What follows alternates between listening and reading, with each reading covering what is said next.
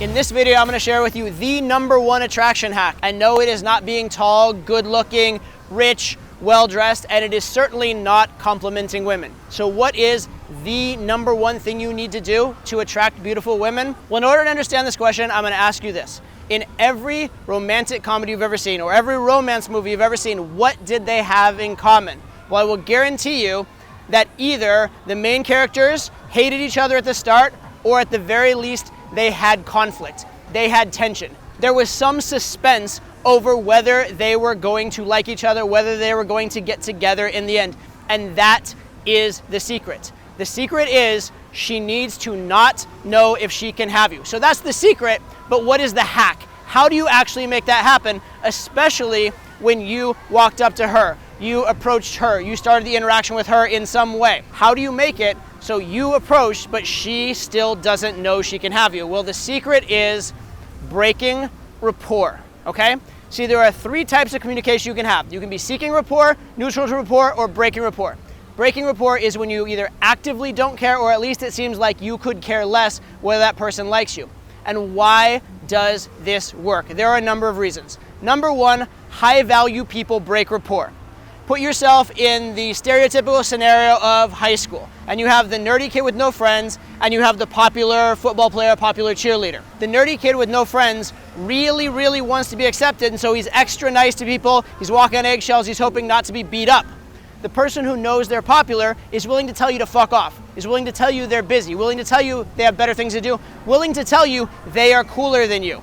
And so because they are cool, they act in this way. Well, it works in reverse as well. When you act in this way with a stranger, they assume you must be cool because only cool people act in this way. Secondly, breaking rapport gets you on her radar. Attractive women, high value people in general, are used to people wanting things from them. They're used to people kissing their ass. They're used to people being nice to them. They are not used to being given shit. They're not used to being given a hard time. They are not used to people being dismissive of them. So guess what? When you do it, it catches their attention. And the first thing you need in order to attract someone is their attention. You cannot convey your personality until you have been noticed. So breaking rapport makes it go, well, he said what? You get her attention, now you have room to maneuver. And finally, breaking rapport creates tension. It creates that exact same thing in the romantic comedy of, are they gonna get together? Does he like me? My first impression growing up of what romance is or what falling in love is came from cartoons because I was a kid, and it's the young woman sitting with the flower going, he loves me not. He loves me not. She's wondering, she's agonizing over whether her crush actually cares about her. That's what you want to create. Does he love me? Does he not love me? Does he even like me? Do I have a chance with this man? And when you break rapport, you let her know that maybe she can't have you. So here's the full story of breaking rapport, because at first you're gonna break rapport, eventually you do have to get together. Eventually you are gonna kiss her. Eventually you are gonna be nice to her. Eventually you are gonna have sex with her. So how do you break rapport, make her not know if she can have you, and then eventually, even as you're showing affection, keep her not knowing if she can have you? Well, here's the secret. There are 3 phases. First phase, I don't like you or I don't like you yet.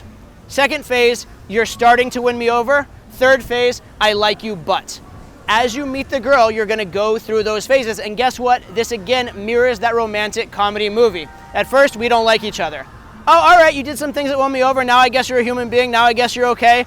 All right, now I guess you're not totally evil, you're not the devil. Okay, you know what? I think I kind of like you, but there's still this tension, it might not happen. There's still reservation. And even as you show a lot of affection for the girl, because you've broken rapport, because she's been chasing, because she's been trying for your validation, she's showing affection to you too. And the secret is this in the long run. If she shows 8 out of 10 affection, you can show 7 out of 10 affection for her. You're allowed to show a lot of affection as long as you're the one who's chasing less. Okay, so that is the secret. Be willing to break rapport. Be willing to give her a hard time. Be willing to push her away. It will get on her radar. It'll create this tension. From there, you can gradually let her win you over, but you want to be won over slower than her. Oh, sorry, one last thing I forgot to mention.